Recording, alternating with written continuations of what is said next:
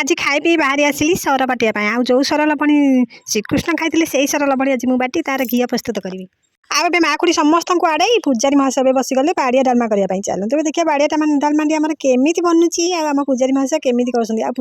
पूजारी महाशय होती आम बुढ़ा आम घर बुढ़ा म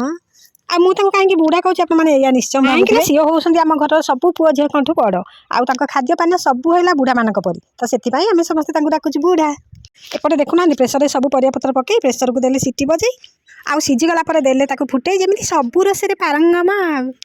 आउ एमती छुंक देले समस्त निश्वास पूरा बंद हो गला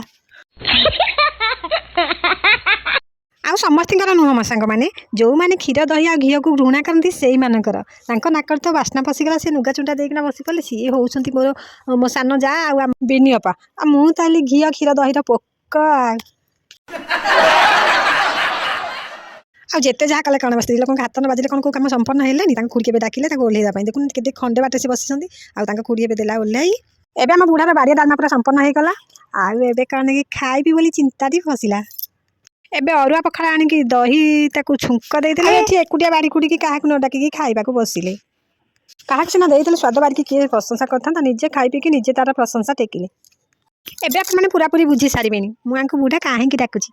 दही पखाड़ सांगे कौन किए के डालमा खाए आते देखो बारिकर जो कुकुरटी छुआ करता से छुआ गोटे काली कूरे पड़ी आज की पूरा मरी जाता आउ मलम घंटे देखा ये समस्त को डका होता तापर ये सब पाइटी सारी तीन जाक बसी खाद्य को धरी चलतु 6 गुण को 9 भजा